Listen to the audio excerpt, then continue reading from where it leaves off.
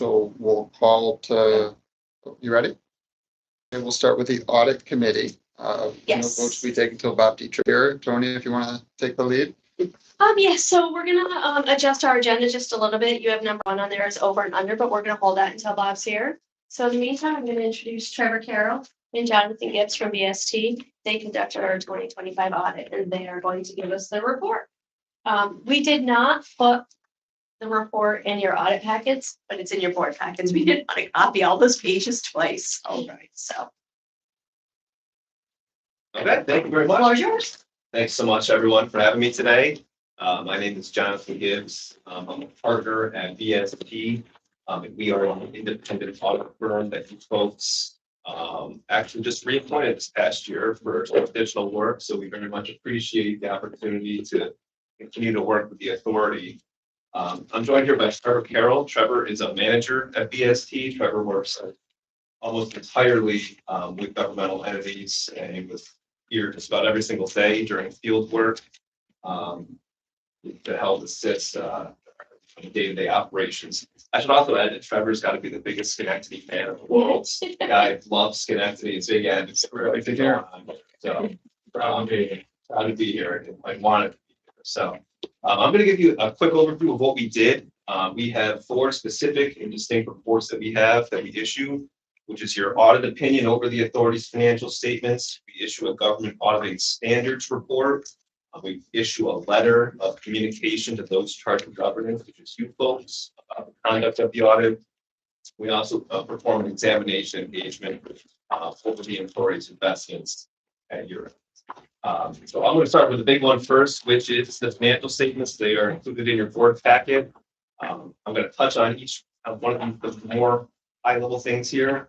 An overarching theme for this presentation this year is that there was not a significant amount of changes to the authority's financial statements compared to the prior years. There were no significant auditing standards that were required, no significant accounting standards, guidance pronouncements, and the authority did not implement any new significant estimates or accounting policies. So a rather straightforward year here, but pages 1 through 3, that is our audit opinion. That is what you folks engage us to do. That is an unmodified or clean opinion. That is the highest level of assurance that we're able to provide in accordance with our professional standards. It's no change from prior years, but there's no emphasis of matters. There's nothing else in there. It's a really clean opinion. Quite a standard. Pages 3 through 7 are management discussion and analysis. That gives management an opportunity to discuss the ongoing matters of the authority. Page 8 is what I would like to start with, though. That is the balance sheet of the authority at December 31st, 2025, as well as 2024.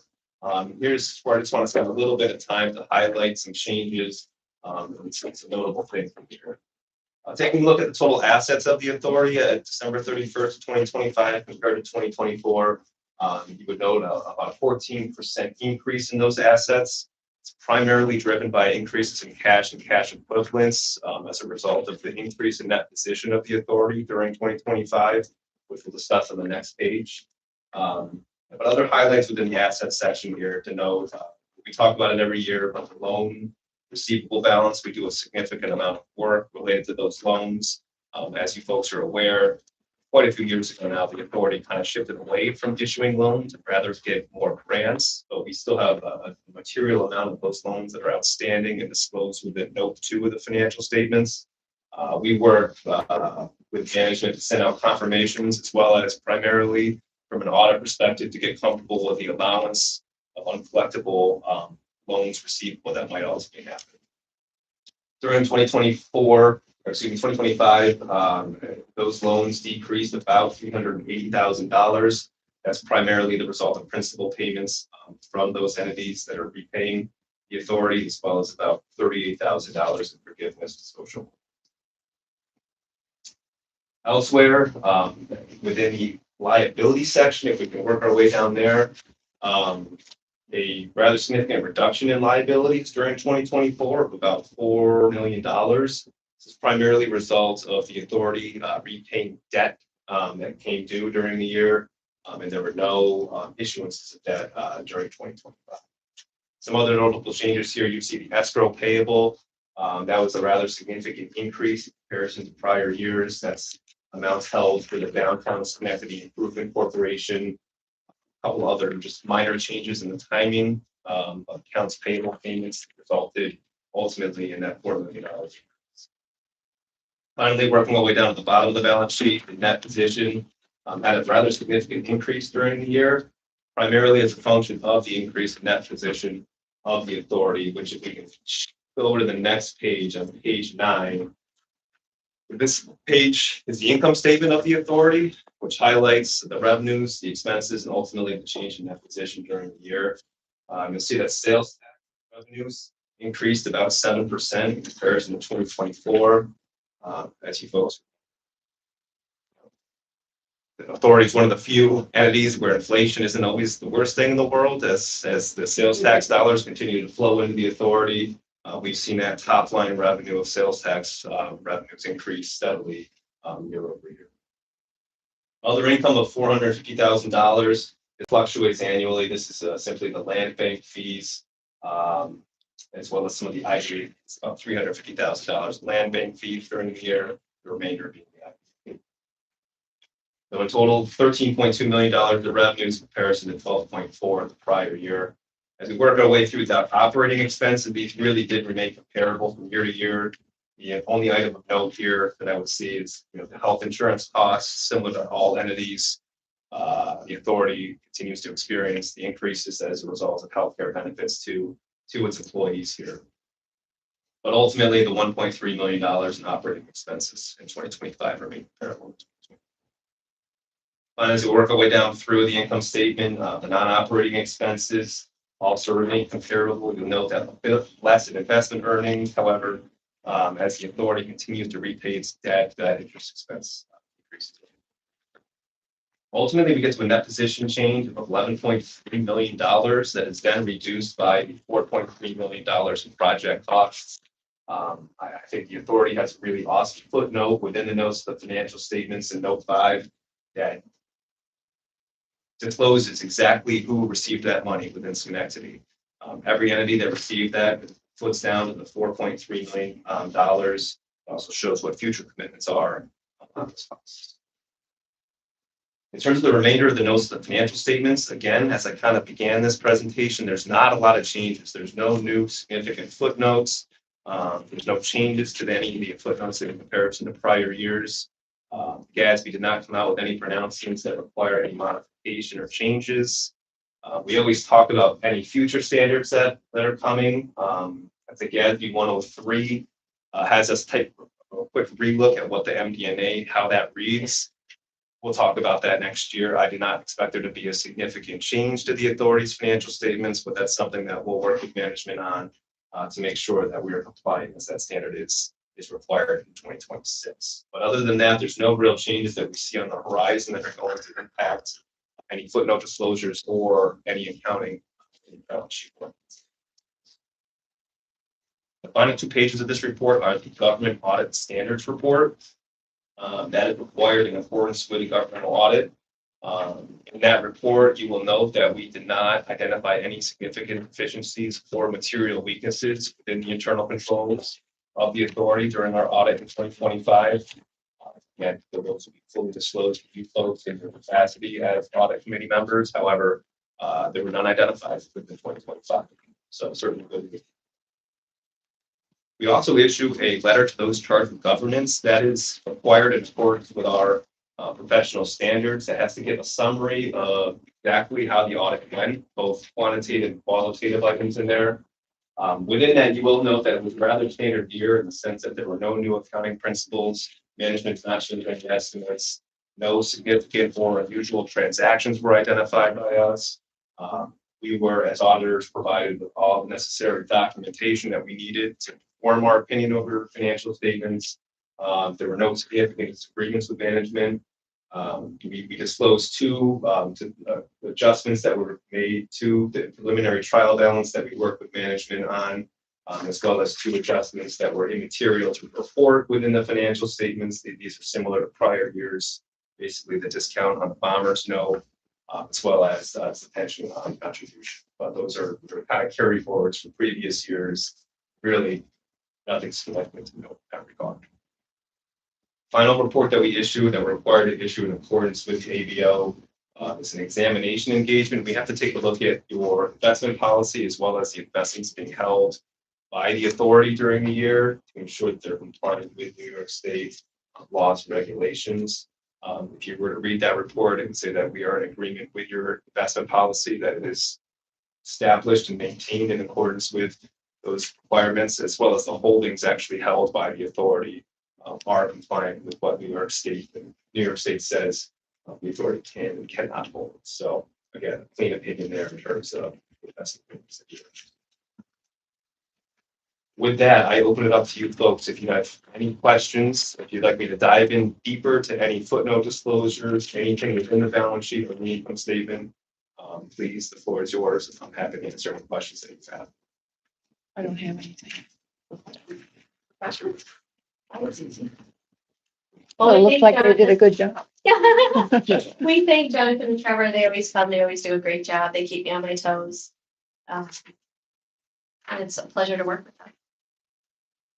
Happy to work with you folks again. Appreciate the opportunity to continue.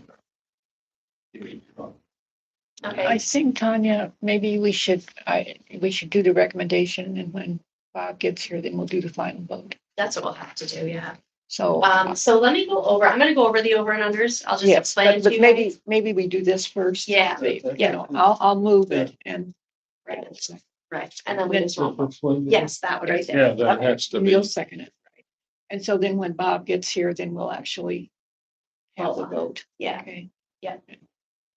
So let's just take a quick look at the over and under Yeah. reports. As you know, once a year, we have to go through all of our projects and we have to determine what projects are completed and what projects we have expended too much money on and what projects we didn't expend all of our money on. Right. And then you guys will recommend to the board to allocate more funds to projects that need more money, and you'll release funds. You'll release funds back to our projects. So we'll have more project money that we can work on. This year, we have a lot of project money we can release. We have $1,881,559. David and I really worked hard to go through some of our projects and determine which ones we were going to use, which ones we weren't, how we were going to establish new projects, so on and so forth. So you're going to notice one of the big projects on there is the downtown parking equipment. It's $262,000. We're closing that project. We don't need any equipment. There's no reason to leave that money hanging up there. Another one is Niskayuna Plaza. Everything has been accomplished out there.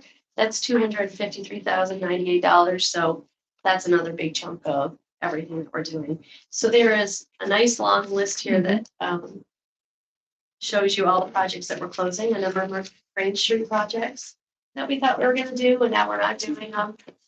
The 108 State Street lease, we closed out that. So we're done with our obligations with all of that. That's JT's property. And for the extra money that we need, the only project really that's worth mentioning is the US parking lot. We have to allocate an additional $22,000 to that project. But you never know when you're getting into when you start a project like that. And it's only $37,211 in total, of which $22,000 is the parking lot. And our offset, we are releasing more than we're granting, so we're in a good position with that. Does that need to be recommended for the board? It does. It does, and I see Bob Dietrich walking in right now. You do? It's perfect timing. Good, because we were talking to hope that Bob would get here, because we had to do votes and we couldn't do votes without Mr. Dietrich. Oh, yeah, I just saw the email about 15 minutes ago. Not your fault. I did not have access to my email for a few days. Well, thanks for making it. We're just finishing up the audit committee right now. Yes, we're finishing up audit committee.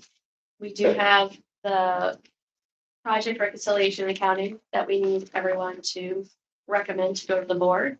And we have the 2025 audit, which Jonathan gave us presentation on to recommend to go to the board. So you're in time just to help us make that vote. I will assume that you took care of everything. So, I'm a vote in favor. There we go. I'll recommend both. Okay, you'll recommend both? And Okay, and Bob will second them. And then everyone's in favor? Okay. Or, aye. and Close the audit committee or? yep, we can close the audit committee. Mhm. Well,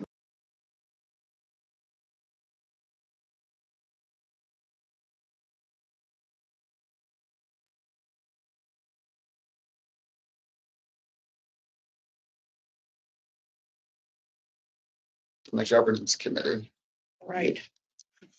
take the lead, Sharon, at the annual policy reviews. Right. Our policies remain unchanged from last year. With the exception, the policies that have to go to the ABO remain unchanged.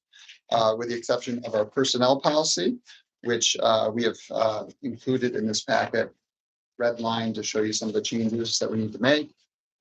We did go through this last year, but there Yeah. were some changes to the paid family leave. There was some other New York State laws that have changed. And we also wanted to make some improvements to our notices about electronic monitoring with some of the technological changes, how people use social media. Tony, what was the specific policy that was through the state that we needed to do? Oh, there was a few of them. The crime victim Yeah. leave, the domestic violence leave, Correct. emergency responder leave, again, all New York State laws that went into effect. This is our time to just make sure we're up to date. I know staff has appreciated your attention to the policy with people, whether on maternity leave or having other reasons to have to support their family or other commitments. So definitely appreciate it. And we did update our electronic monitoring mostly because people have their own personal phones, yet they have Outlook on them, which is our email software. So we just had to update that language just a little. Now, does this go to the board? Yes, this has to be recommended to the board for action. All right, I recommend it. I will second that. Right? All in favor? Aye. We'll move on to our annual reports, which again is a recommendation to the board. I will go through them in more detail with the board, but you'll note record sales tax this year at 12.7 million. I'm sure that was just discussed in the audit. County-wide sales tax is the preliminary numbers 143 million. Over 40 economic development announcements last year, 218 million in new investment, over 340 new jobs, just jobs that we report on, but obviously a lot more economic activity underway. Those are the main highlights from our performance report. Investment report, was that reviewed with the audit side of things? So let me know if there's any questions on that. And then the last one is the real property report, which while our IDAs acquired some property, the only change in property this year, which was discussed in the release of funds, was the early payment of the 108 state lease, which is a great news story that it's being used for economic development purposes. We helped provide a financial vehicle to get it to this point. So those are our reports that need to be moved to the board. Any questions? I'll move it. Bob, it would be you as the other option here. Second that. Thank you. All in favor? All right. Yes. Just other things to note on the governance side of things, our annual board requirements. In this packet, you'll see the ethics report that needs to be made to the county by April 15th. We will continue to update you on that. I know that Tess will be sending an email later again today regarding that. And then a performance review is a requirement of the ABO as well. If you can please send that on. You can either do the hard copy that's attached here, or you can email it to Tess. She will keep it from my eyes or other eyes, and she will tabulate them just to make sure we're doing a good job here for you, and seeing if there's anything that we need to improve on to make sure the board feels that they're doing their fiduciary responsibility. So that's no action with that. Just wanted to bring it up as a governance item. Yeah. The time is 5:29. How about that? Wow, we did it. It seemed like a little chaotic at first, but we did figure it out. We did it. So we'll close sharing the, Yes. all right, 5:29. Thank you. Oh. I know